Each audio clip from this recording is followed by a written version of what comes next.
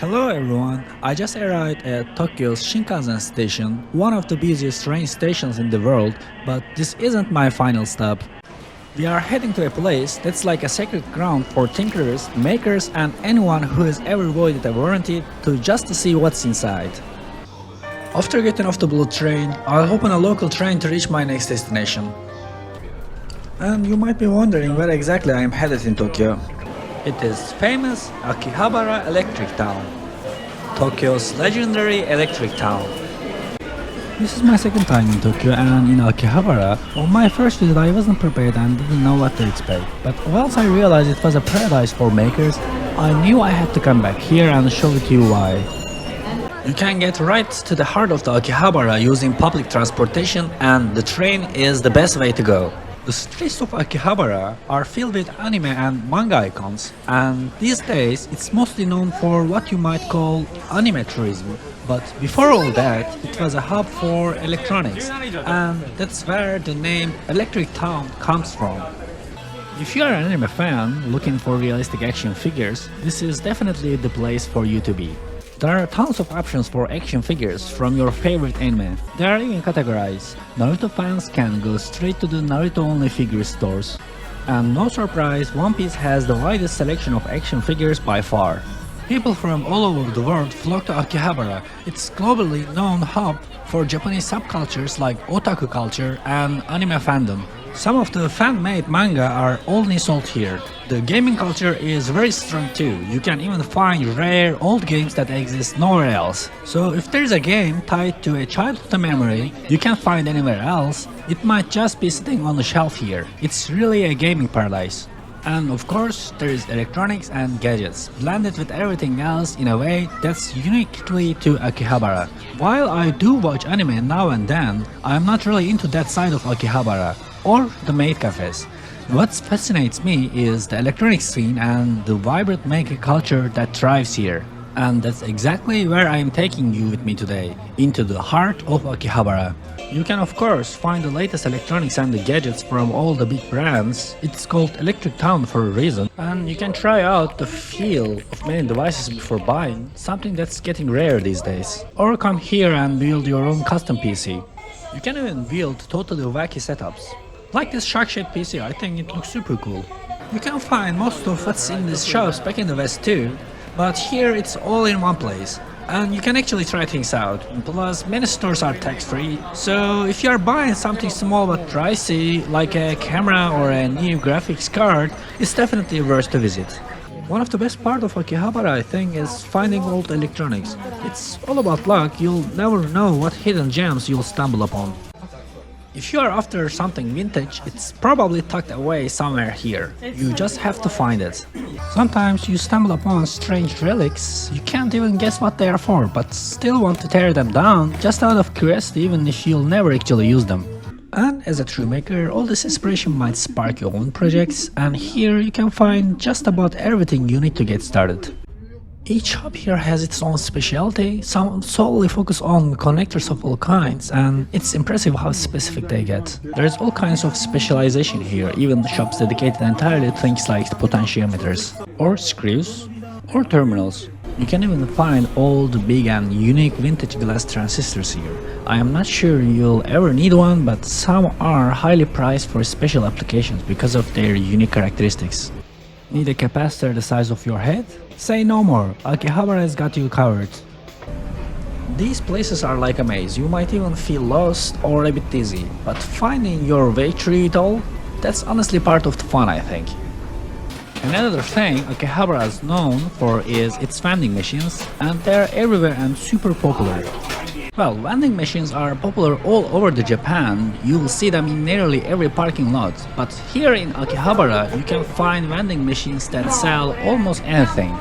Now I get why there is even an anime where a guy gets reborn as a vending machine and lives that way. It's just so deeply woven into the culture here. There are really entire buildings made up of nothing but vending machines here. For example, if you need a multimeter, battery charger or some LEDs, you can grab them instantly from a vending machine. And if you dive deeper into Akihabara, you'll find even more fascinating stuff hidden away. For example, you can actually buy CPUs from vending machines, and this one is even sold out. or even potentiometers and other components. It's wild what you can grab from a vending machine here. Be careful though, some of them are actual junk and even clearly marked as such. It's easy to get overwhelmed by all these unique selections in these specialized stores, and you might prefer sticking to ready-made development boards instead. That's totally understandable and still a fun way to build things. If that's your style, you won't feel alone here. There are plenty of stores here just for you. Here's the entrance to one of them. This kind of stores usually stand out with bright LED lights and cool looking electronics on display, so making them easy to spot. I'm usually a bit hesitant to buy new boards online or without checking out some YouTube videos first, since it's hard to know what to expect. But here you can see exactly what you are getting before you buy, and that makes a huge difference for me. These stores usually know exactly what catches a maker's eye, so if you are looking for a specific module, it's probably already here. Plus, you'll likely discover cool stuff you didn't even know existed but instantly want. For example, there is a whole selection of modules for Raspberry Pi Pico. I didn't even realize most of these shields existed until I saw them here. It is pretty cool. Things here are sold like candy, and I feel like a kid who just discovered he can buy whatever he finds. Just walking around here sparks new project ideas in my head. Even if you don't buy anything, I totally recommend visiting just for the inspiration. Almost all of them got a big collection of integrated circuits specifically aimed at makers, but honestly it's easier to just ask the helpful stuff here if you are not sure what you need.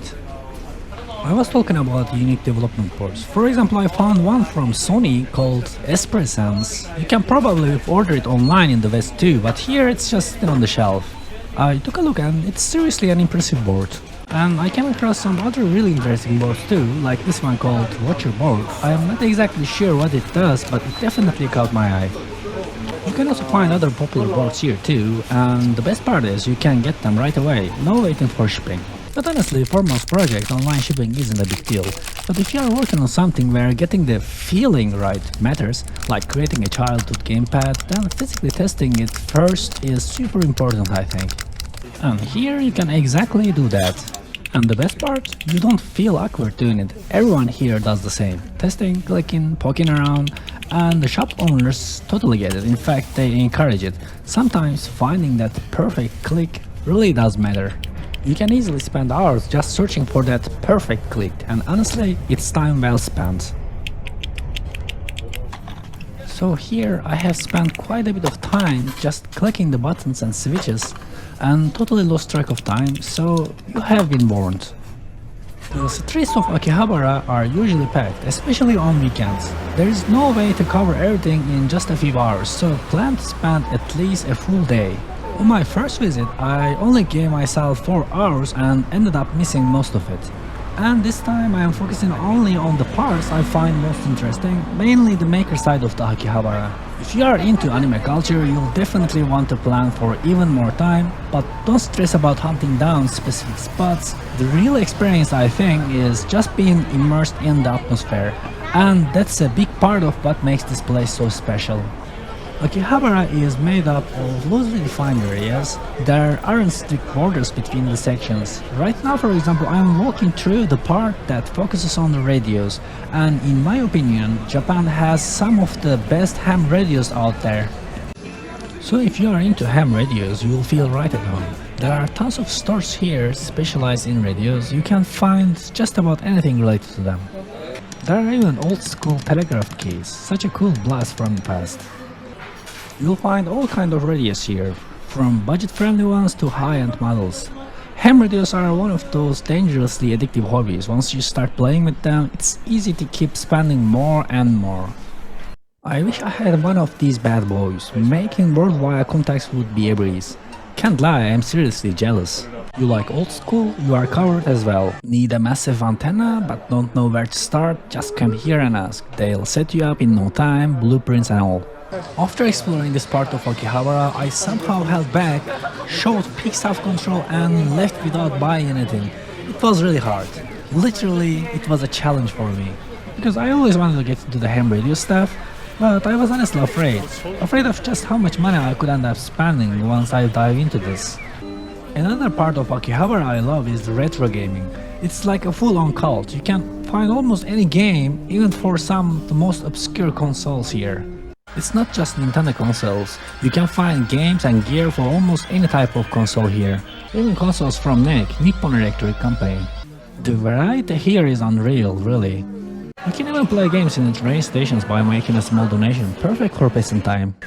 So if you ever visit Tokyo, you definitely need to check out Akihabara. You won't regret it. Even if you are not a maker now, you might just become one after seeing everything here. Time really flies fast here. I couldn't even record most of it. I was just too caught up in the moment, I guess. So you'll have to come here to see the rest for yourself. Anyway, if you like this video, don't forget to give it a thumbs up and see you next time.